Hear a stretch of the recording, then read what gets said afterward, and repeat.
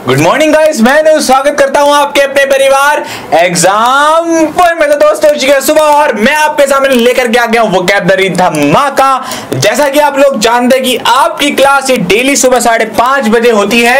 यहां पर लिखा भी है ये क्लास आपकी डेली सुबह 5:30 बजे होती है। हम काम कर रहे हैं इस वक्त आपके आने वाले एसएससी के सभी एग्जाम को टारगेट कर रखा है, उसकी प्रीवियस ईयर्स वोकैबुलरी को खत्म करने का वादा कर रखा है।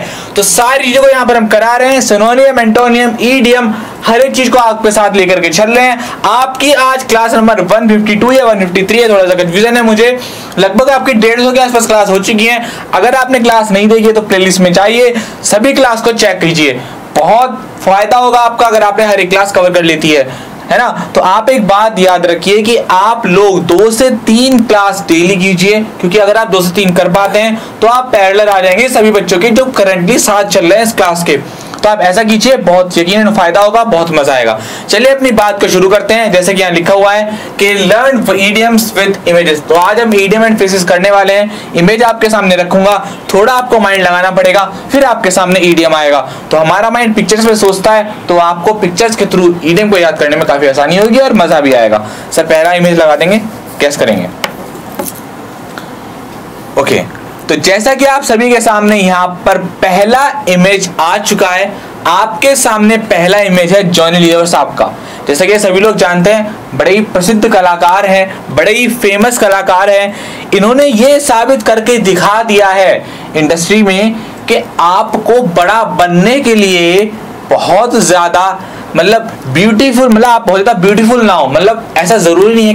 कहने का मतलब है अगर आप बहुत ज्यादा अच्छे दिखते हैं, या आपकी पर्सनैलिटी बहुत अच्छी है, या आपके 6 पैक एब्स हैं, या आपके बहुत मसल्स वाली बॉडी है, या बड़े स्मार्ट लगते हैं, तो ऐसा नहीं है कि आप ये सब चीज होने के बावजूद लाइफ में आगे जाएं। नहीं, आपके पास टैलेंट होना चाहिए, आपके पास आप एक्स्ट्राऑर्डिनरी मेहनत करने वाले होने चाहिए, आप लाइफ में आगे जाएंगे। इन्होंने साबित करके दिखाया।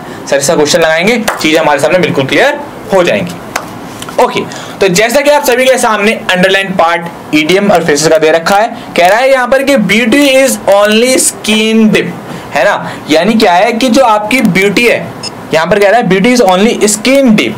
यहाँ पर वो इस बात को कहने का मतलब यहाँ पर ये है, आपका जो ऑप्शन नंबर डी है ना, वो यहाँ पर ईडियम के थ्रू बात कहना चाह रहा है। वो कह रहा है कि physical beauty is not important, यानी कि आपकी बाहरी सुंदरता इंपॉर्टेंट नहीं है, आपका टैलेंट इंपॉर्टेंट है। क्या है? आपका टैलेंट इंपॉर्टेंट है। तो पहले ईडियम का क्या मतलब हुआ कि physical beauty is not important, आपकी बाहरी सुंदरता आपकी अंदर वाली सुंदरता से कैसी है, ज्यादा इंपॉर्टेंट नहीं है। तो आपका जो पहला वाला जो क्वेश्चन है उसका जो ऑप्शन नंबर यहाँ पर जो डी है वो यहाँ पर राइट हो जाएगा। क्लियर हो रही है बात? आगे बढ़ते हैं नेक्स्ट क्वेश्चन की तरफ, क्योंकि ये ईडियम है एज इट इज लिखा हुआ है, तो इसको हम इस तरीके से वर्बली समझा कर आपको कर रहे हैं। ठीक है, ऑप्शन आपके सामने, क्वेश्चन आपके सामने। हाँ, तो अगली ईडियम की तरफ चलते हैं। तो जैसा कि आप सभी के सामने नेक्स्ट ईडियम है, यहाँ पर क्या हो रहा है, सुनामी है। सुनामी के सामने आप सभी लोग जानते हैं कितनी तबाही हुई थी। क्या हुई थी सुनामी से? क्या हुई थी 2004 में बहुत ज्यादा विनाश हुआ था। जो सुनामी थी वो बहुत सारे घर परिवारों को उजाड़ने का, बेघर करने का क्या बनी थी, कारण बनी। तो यहाँ पर मैं आपको एक बात समझाना चाह रहा हूं कि जो सुनामी है, ये जो सुनामी है ये कारण बनी है बहुत सारे लोगों की बर्बादी का। सर क्वेश्चन लगाएंगे, बात को समझते हैं। चलिए, तो जैसा कि आप सभी के सामने क्वेश्चन नंबर 2 आ गया है। यहां लिखा हुआ अंडरलाइन पार्ट में ब्रॉट अबाउट। क्या लिखा हुआ आपके सामने? Brought about. क्लियर हो रही बात? वर्बली समझेंगे, क्वेश्चन हमारे सामने, आंसर भी हमारे सामने, आपको अच्छे समझा रहा हूं। सिनोनियम एंटोनियम होंगे तो यहाँ पर आपको अच्छे से क्लियर करा दूंगा। क्लियर हो रही बात? तो ऐसे समझते हैं प्रैक्टिकली लैंग्वेज में, जैसे आप और मैं एक चर्चा कर रहे हैं, एक बात कर रहे हैं और चीजों को समझ रहे हैं। क्लियर? तो यहाँ पे लिखा हुआ है आपके सामने ब्रॉट अबाउट, है ना। तो जैसा कि मैंने आपसे बोला, आपको इमेज बनानी है माइंड में कि जो सुनामी है वो कारण है किसका? बहुत सारे लोगों की बर्बादी का। क्लियर? तो ब्रॉट अबाउट क्या है? सुनामी है। किस चीज का? बर्बादी का। क्या है? कारण है। तो ऑप्शन नंबर आपका यहाँ पर जो बी दे रखा है, सेकंड का क्या दे रखा है आपका? ऑप्शन नंबर आपका जो बी दे रखा है, ब्रॉट अबाउट क्या मीनिंग होता है आपका? कॉज, किसी भी विनाश का कारण होना। क्या होना? किसी भी विनाश का कारण होना। ठीक है, तो यहां पर आप याद रखेंगे ब्रॉट अबाउट का मतलब होता है कि किसी भी विनाश का कारण। चलिए सर नेक्स्ट इमेज की तरफ बढ़ेंगे। ओके, सेकंड का आपका ऑप्शन नंबर बी राइट हो जाएगा।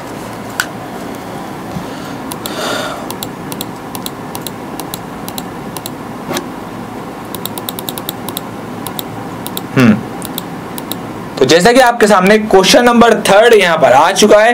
क्वेश्चन नंबर 3 में आप देख रहे होंगे एक टीचर आपके सामने नजर आ रहा है, साथ में एक छोटी बच्ची भी है। तो ऐसा लग रहा है कि दोनों के बीच एक कोऑर्डिनेशन है, कोऑर्डिनेशन इन द सेंस कि जो टीचर है उसकी ये फेवरेट स्टूडेंट मेरे को यहाँ पर नजर आ रही है।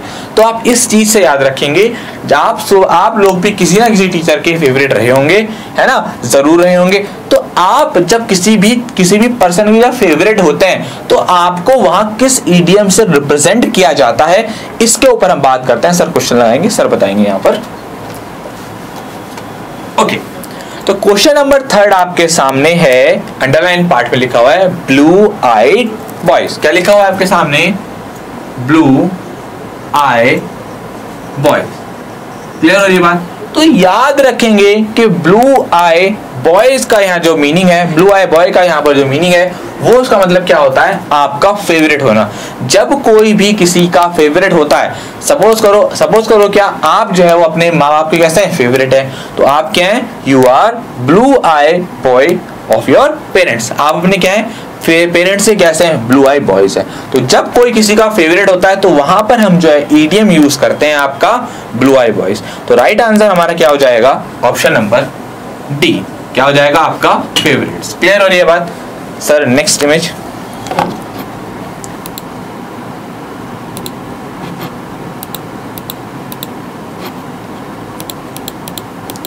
जब इमेज आप सभी के सामने आ जाया करे तो थोड़ा बहुत जो है आप लोग अपना दिमाग लगाया करो और सोचा करो कि क्या कह रहा है। आपके अंदर क्यूरियोसिटी होनी चाहिए। जैसा कि अब ये इमेज में एक पर्सन यहाँ पर नजर आ रहे हैं, थोड़े से कैसे हैं ये, बड़े अक्खर से नजर आ रहे हैं, बड़े घमंडी से नजर आ रहे हैं। ऐसा मेरे को लग रहा है इनको देख करके, इनके सूट फूट, इनके एटीट्यूड, इनके हाव भाव को देख करके मुझे लग रहा है कि ये थोड़ा सा एटीट्यूड में या घमंड में मेरे को नजर आ रहे हैं। सर इसका क्वेश्चन लगाएंगे। तो क्वेश्चन नंबर 4 आपके सामने यहाँ पर है, अंडरलाइन पार्ट नहीं है, मैं यहाँ पर लिख देता हूं, आप अंडरलाइन कर लीजिएगा। यहाँ पर क्या है आपका? Give himself air.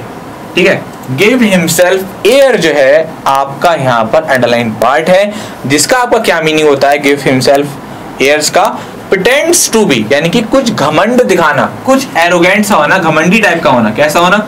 घमंडी होना। इसको आप क्या बोलते हैं? Give himself air. जो हमेशा अपने आप को ही क्या है? भाव देता रहता है। आपके मोहल्ले पड़ोस में ऐसा कोई ना कोई होगा, ऐसे एग्जाम्पल आसपास आपको मिल जाते हैं जो अपने आप को घमंडी साबित करता है। मतलब ऐसा घमंडी होना, अपने आप को ज्यादा प्रेफरेंस देना अपने आप को कि हाँ मैं हूँ। बहुत सारे लोग होते हैं शादी पार्टी में, है ना, अपने आप को देखते रहते हैं, कभी सूट सही करते हैं बार बार ये, कभी चेहरे में सेल्फी, कभी ये कभी वो, दुनिया भर की बातें।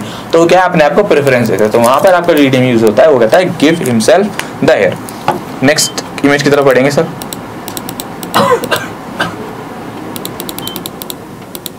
ओके, तो यहाँ पर आपका जो क्वेश्चन नंबर 5 है, यहाँ पर एक मास्टर जी हैं, आप भी कभी बचपन में कभी पिटे हो गए इस तरीके से। तो ये जो आपके सामने इमेज है वो मास्टर साहब की इमेज है, और ये मास्टर साहब स्ट्रिक को लेकर के बड़े ही कैसे सख्त नजर आ रहे हैं। तो जिस टीचर के पास स्ट्रिक होती है उसको हम क्या बोलते हैं? अरे ये तो बड़ा ही खड़ूस टाइप का टीचर है, बहुत पिटाई करेगा हमारी। तो इसके लिए आप कौन सी इमेज, यहाँ पर कौन सा क्वेश्चन यूज करते हैं जानते हैं। सर क्वेश्चन लगाएंगे इसका। ओके, तो क्वेश्चन नंबर 6 जैसे क्वेश्चन नंबर 5 आपका जिस सामने, जैसा कि यहाँ पर लिखा हुआ है नो हार्ड एंड फास्ट। इसका मतलब क्या होता है आपका? नो हार्ड एंड फास्ट का आपका जो मीनिंग होता है वो होता है आपका स्ट्रिक्ट होना। कैसा होना? सख्त होना। तो जो आपका टीचर बहुत ज्यादा सख्त हो उसकी इमेज को बनाइए माइंड में, और क्या बोलिए वो कैसे हैं? स्ट्रिक्ट है। क्लियर हो रही है बात? तो ऑप्शन नंबर आपका जो बी है क्वेश्चन नंबर 5 का, वो यहाँ पर सही हो जाएगा। सर बढ़ता है नेक्स्ट इमेज की तरफ। ओके, हाँ, तो जैसा कि आप सभी के सामने एक इमेज है, आप सभी तुरंत इस इमेज को देख करके बोलोगे सर ये तो पैसे बचाने के बारे में बात हो रही है। बिल्कुल सही कहा सर, इसका क्वेश्चन लगाएंगे क्योंकि आप लोग सभी इस बात को समझ गए हैं। सर क्वेश्चन लगा दीजिए इसका, क्वेश्चन नंबर 6। तो जैसा कि आप सभी के सामने क्वेश्चन नंबर 6 यहां पर आ चुका है। क्वेश्चन नंबर 6 है क्या आपके सामने? Puts by. क्या है आपके सामने? Puts by. तो पुट्स बाय का क्या मीनिंग होता है? सेव करना, किसी भी चीज की बचत करने के सेंस में हम क्या यूज करते हैं? Puts by. जैसे मान लो आपको कपड़े लाने हैं, आपको ड्रेस लानी है, तो आप हर महीने क्या है अपनी पॉकेट मनी से 100-200 रुपीज इकट्ठे करते हो, 1000-1200 रुपए हो जाते हैं, तो आप क्या है कोई पैंट या कोई अच्छी सी शर्ट ले आते हो। तो आप इस तरीके से याद रखें कि मेरे को 5 महीने या 4 महीने बाद एक शर्ट खरीद के लानी है, तो मेरे को अपने पैसों क्या करना पड़ेगा?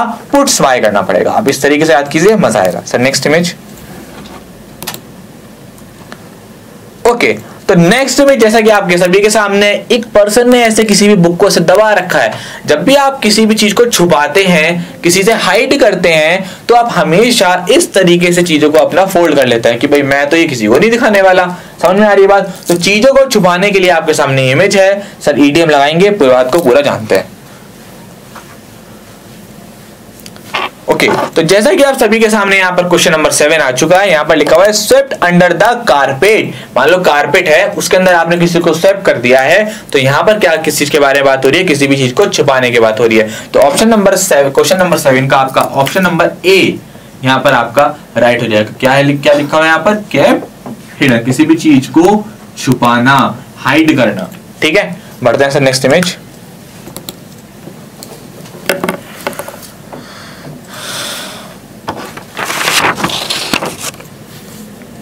ओके, तो जैसा कि आप सभी के सामने नेक्स्ट इमेज, एक सेकेंड।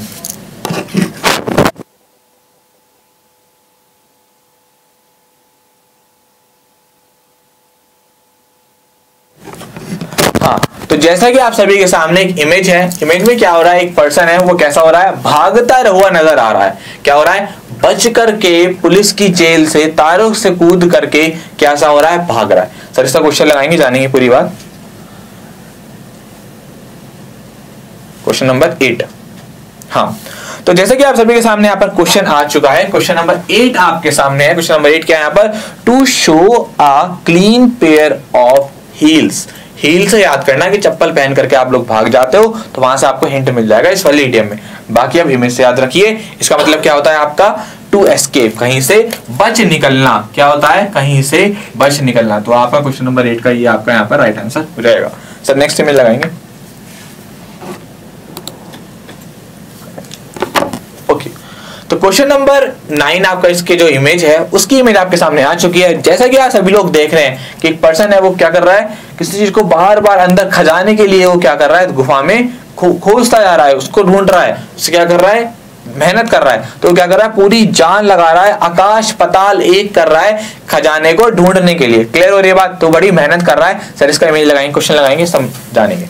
हाँ, तो जैसा कि आपके सभी के सामने क्या है? क्वेश्चन आ चुका है। क्वेश्चन नंबर 9 है आपके सामने यहाँ पर। To move heaven and earth, यानी कि कहते हैं ना किसने एग्जाम को क्रैक करने के लिए जमीन आसमान एक कर दिया, तो ये कुछ वही इडियम है। जैसे आप घर वाले कहते हैं कि बेटा अगर तेरे को ये पढ़ना है, ये तेरे को सरकारी नौकरी लेनी है, तेरे को क्या करना पड़ेगा? जमीन और आकाश और पाताल एक करना पड़ेगा। तो ये वही वाली बात है। तो आपका ऑप्शन नंबर जो यहाँ पर जो सही हो जाता है वो होता है आपका बी, यानी कि टू ट्राई एवरीथिंग पॉसिबल, हर चीज, हर संभव प्रयास करना, हर कोशिश करना जो आपके मंजिल तक आपके पहुंचने के लिए क्या करे? हेल्प करे। तो क्वेश्चन नंबर आपका 9 का बी वाला आपका यहाँ पर राइट आंसर हो जाता है। सर बढ़ते हैं next image, last image. Okay, तो जैसा कि आप सभी के सामने यहाँ पर क्वेश्चन नंबर 9 है। 9 में क्या है? आपको बड़ा रुआ अफ़ज़ा बड़ी ड्रिंक सी नजर आ रही होगी। बिल्कुल सही बात है। और हमारे साथ जो इसके साथ जो ईडियम आने वाला है वो ड्रिंक के लेकर ही है। सर इसका क्वेश्चन लगाएंगे, बात आपको यहाँ पर समझ में आ गई है ड्रिंक को देख करके।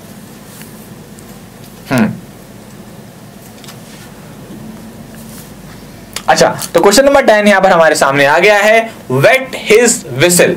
वेट हिज विसल का आपका जो मीनिंग होता है क्या होता है? आपका ड्रिंक को पीना, ड्रिंक को लेना के सेंस में आप यूज करते हैं। तो यहीं पर ये कह रहा है कि stop at the bar to wet his whistle. वो बार में रुक गया अपने क्या करने के लिए? यहाँ पर किसके बारे में? अपने गले को तर करने के लिए, यानी कि क्या करने के लिए? ड्रिंक पीने के लिए। किस चीज के लिए? ड्रिंक। तो ड्रिंक को पीने के सेंस में हम क्या यूज करते हैं? Wet his whistle. तो क्वेश्चन नंबर आपका 10 है, उसका आपका ऑप्शन नंबर बी यहाँ पर राइट हो जाएगा। क्लियर हो रही बात? सर इसको क्लियर कर देंगे। हाँ, तो यहां पर आज हमने कवर किए आपके top 10 idiom phrases with images बहुत अच्छे से यहाँ पर कवर किया, मजा आया होगा सभी को। अगर आपको बात पसंद आई तो प्लीज सभी लोग लाइक कर देंगे। आपके लाइक से और वीडियो के लास्ट में जाकर के कमेंट सेक्शन में जाकर कमेंट करके जरूर बताएंगे कि आपको क्लास कैसी लगी है। तो मेरे प्यारे भाइयों, मेरी प्यारी बहनों, इस बात पर आपको बहुत ध्यान देना है कि आप सभी लोग अपना प्यार अपने लाइक से अपने कमेंट से जरूर दिखाएंगे, क्योंकि जैसे आप लोगों के लिए अच्छा कंटेंट, अच्छी स्टडी, अच्छा जो कंटेंट है वो इंपॉर्टेंट है, वैसे हम लोगों के लिए आपका प्यार और आपकी कमेंट जरूरी है, जो अपने लाइक से अपने कमेंट से पूरा कर सकते हैं। ठीक है, तो बस आप चिंता मत करो, परेशान मत हो, इस क्लास को कंटिन्यू रखो। आप यकीन मानो एक टाइम आएगा आप बहुत अच्छी वोकैबुलरी के मास्टर बन जाएंगे। क्लियर हो रही बात? तो मिलेंगे आपसे आने वाले अगली क्लास में, तब तक के लिए हंसते रहिए, मुस्कुराते रहिए, गुनगुनाते रहिए। जय हिंद, जय भारत।